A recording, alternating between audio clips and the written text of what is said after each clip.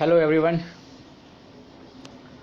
Last time we have discussed about the brain, its function and its parts. Okay. The CNS, we are talking about the central nervous system, and it has two components, brain and spinal cord also. Spinal cord, it is enclosed in vertebral column. जैसे हमने देखा कि भाई brain जो है वो cranium school के अंदर प्रोटेक्टेड होता है, उसी तरह से हमारा ये जो स्पाइनल कॉर्ड जो है वो वर्टिब्रल कॉलम के अंदर प्रोटेक्टेड होता है। वर्टिब्रल कॉलम जो होगा वो भी एक बोनी स्ट्रक्चर होता है जिसके अंदर ये कॉलम के अंदर हमारा स्पाइनल कॉर्ड जो है वो प्रोटेक्टेड होता है। It is spinal cord is arising from the brain, जो हिंड ब्रेन है, ठीक है। हिंड ब्रेन के अंदर अगर आपने देखा कि मेडुला, तो मेडुला से फिर जो एक्सटेंशन ऑफ मेडुला जो है वो बन जाता है अपना स्पाइनल कॉर्ड, और वही स्पाइनल कॉर्ड फिर बैकबोन या तो आप कह सकते हैं वर्टिब्रल कॉलम में से पास होते हुए फिर पूरे बॉडी के अंदर वो स्प्रेड हो जाता है। मतलब ब्रेन से नर्व्स निकलती है, स्पाइनल कॉर्ड से फिर पूरे बॉडी के अंदर वो स्प्रेड हो जाती है। So here the very important point is coordination between nervous and muscular tissue. इन दोनों के बीच में किस तरह से कोऑर्डिनेशन होता है, क्योंकि आफ्टर ऑल जो भी मूवमेंट करनी है, जो भी एक्ट करना है, वो तो मसल्स को करना है।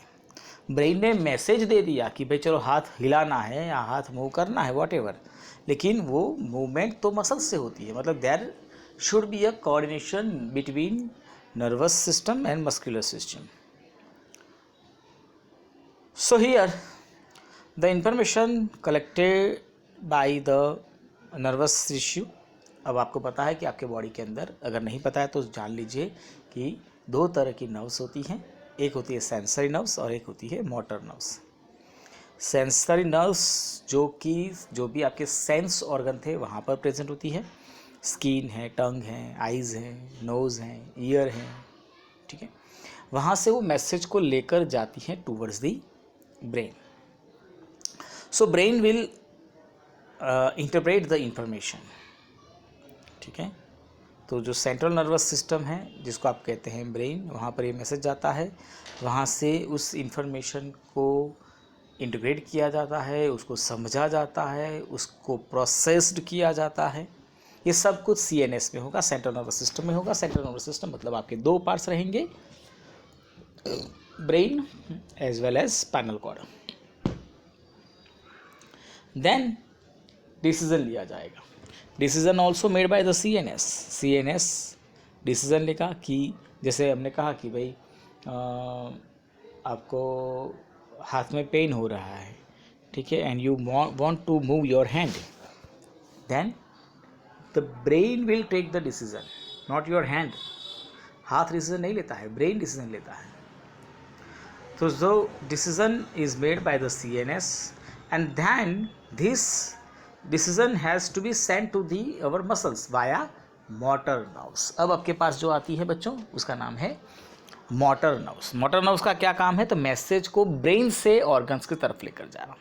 तो जैसे हमने कहा दो तरह की नर्व्स होती है, sensory nerves and motor nerves. Sensory nerves का क्या काम रहेगा, it has to take the messages from the sensor और sense organs to brain, whereas motor nerves जो हैं वो उसका अपोजिट, मतलब ब्रेन टू दी ऑर्गन्स तक वो अपने मैसेज को ले जाने का काम करता है।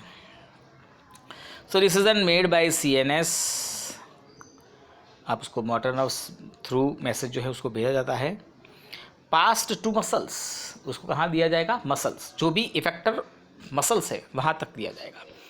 आपको हाथ में चोट लगती है, लेकिन आपने देखा होगा आपका पूरा हाथ पीछे चला जाता है, क्योंकि वो मैसेज जो मोटर नर्व्स लाई थी वो पूरे हाथ के मसल्स को प्रोवाइड करता है। तो your hand will react and it will move away from the enemy. So pass to the muscles, then muscles change in shape and arrangement of proteins. अब आपके मसल्स के अंदर प्रोटीन्स होता है, प्रोटीन का नाम होता है contractile protein, and this contractile protein can change its shape and muscles also. तो मसल्स भी अपना शेप चेंज करेंगे। जैसे मसल का शेप चेंज हुआ, कॉन्ट्रैक्शन हुआ या रिलैक्सेशन हुआ, वॉटेवर, ठीक है, मसल्स ने एक्शन ली और उसी एक्शन में आप देखेंगे कि आपका जो बॉडी है वो मूव करेगा। अब हाथ के मसल्स हैं तो हाथ के मसल्स मूव करेंगे, पैर के मसल्स में गया है तो पैर के मसल्स मूव करेंगे, what ever it should be the organs. वो इम्पोर्टेंट पॉइंट नहीं है, इम्पोर्टेंट पॉइंट ये है कि आपके मसल्स जो हैं वो मूव होंगे। इस तरह से आपके ब्रेन्स और ब्रेन्स थ्रू जो नर्व सिस्टम है वो और जो मस्कुलर टिश्यू हैं वो दोनों एक दूसरे से कनेक्टेड होंगे, इंटरकनेक्टेड होंगे और एक्शन जो भी होगा वो लिया जाएगा।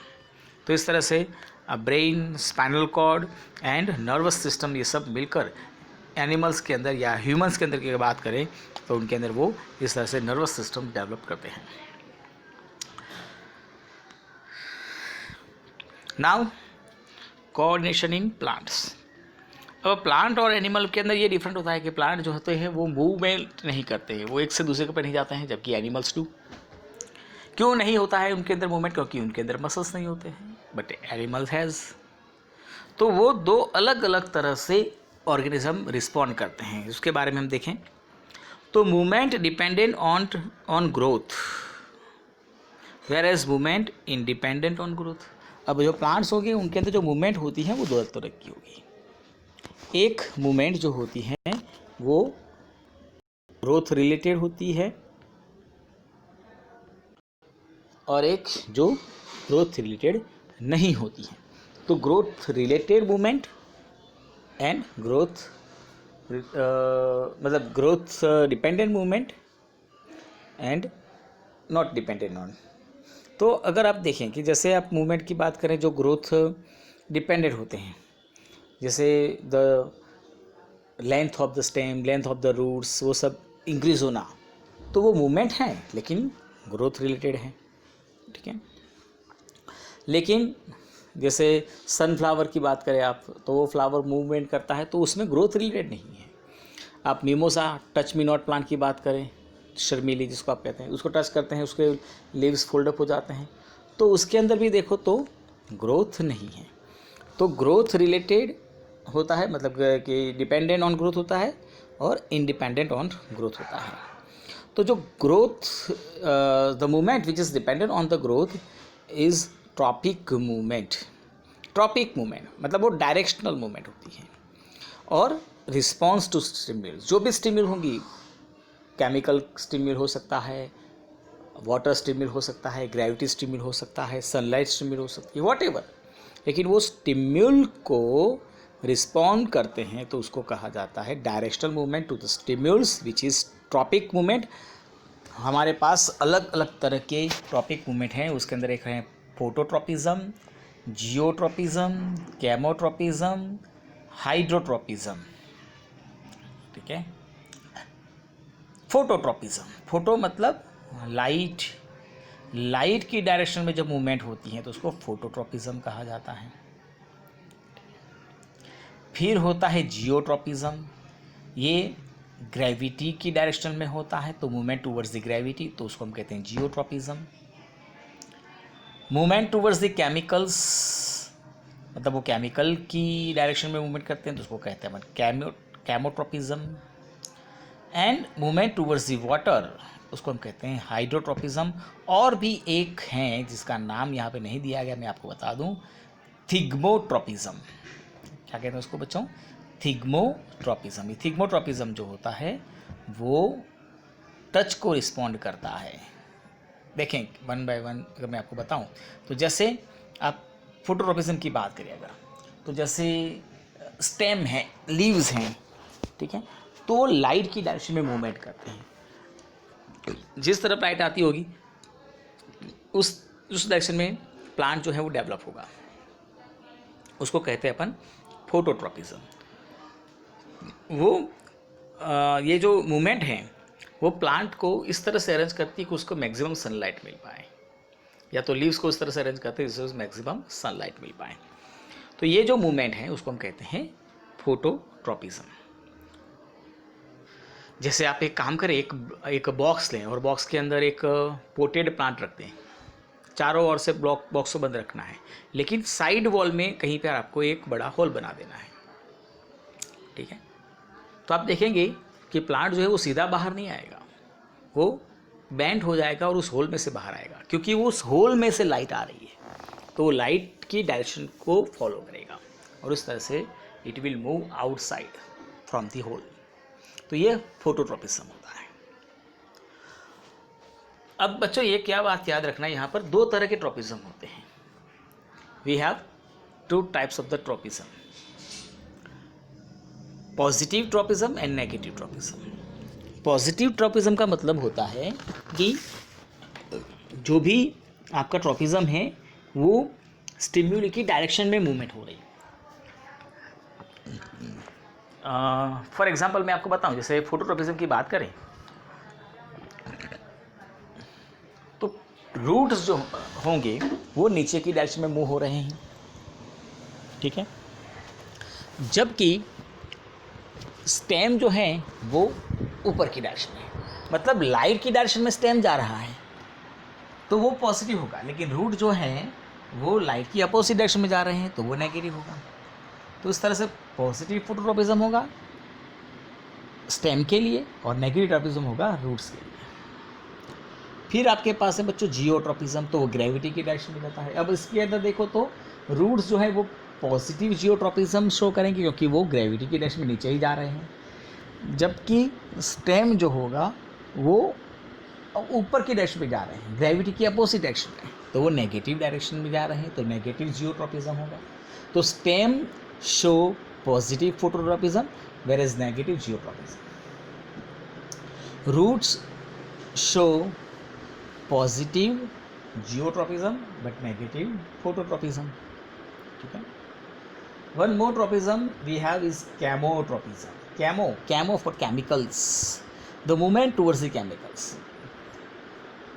तो जो पोलन ग्रेन्स होती हैं, ठीक है, वैसे ही पोलन ग्रेन्स स्टिग्मा के ऊपर स्टेबल होती है, स्टिग्मा के ऊपर आएगी तो फिर स्टिग्मा जो है वहाँ से एक ट्यूब जनरेट करता है, उस ट्यूब का नाम होता है पोलन ट्यूब। तो जैसे ही पोलन ट्यूब के ऊपर स्टिग्मा के ऊपर पोलन ट्यूब आती है, उसके बाद वो एक ट्यूब जनरेट करता है पोलन ट्यूब, और वो पोलन ट्यूब कहाँ तक जाएगी, ओवरी तक जाएगी। ओवरी के अंदर ओव्यूल्स होंगे और वो ओव्यूल्स तक पोलन ग्रेन्स को पहुंचाने के लिए ट्यूब जनरेट होगी, और इसीलिए इसको कैमोट्रॉपिज्म कहते हैं, क्योंकि ये केमिकल की इफेक्ट में ये पोलन ट्यूब जनरेट होती है। देन आफ्टर हाइड्रोट्रॉपिज्म, तो it is the movement towards the water. अब रूट्स देख लो, तो रूट्स जहाँ पानी होगी उस तरफ आगे बढ़ेंगी, उसको हम कहते हैं hydrotropism, the movement towards the water. और एक जो मैंने कहा आपको यहाँ पे लिखा नहीं है, उसका नाम है थिग्मोट्रॉपिज्म। थिग्मोट्रॉपिज्म बच्चों होता ये है कि जैसे आप कोई भी टेंड्राइड्स आप क्लाइंबर्स ले लो आप, ठीक है, तो क्लाइंबर्स जो होते हैं प्लांट्स, उनको ऊपर चढ़ने के लिए वो क्या करते हैं, तो जो भी उनको सपोर्ट मिलता है उस सपोर्ट से उनके टेंड्राइल्स उनको पकड़ लेते हैं। तो टेंड्राइल्स जो आगे होता है, जो स्प्रिंग जैसा स्ट्रक्चर अगर आपने देखा, कोई भी अगर क्लाइंबर्स आपने देखा हो तो उसको ध्यान से स्टडी करें तो आपको देखने को मिलेगा उसके ऊपर एकदम पतली सी टेंड्राइल्स होती हैं, स्प्रिंग जैसी होगी, और वो जो भी सपोर्ट होगा उससे अपना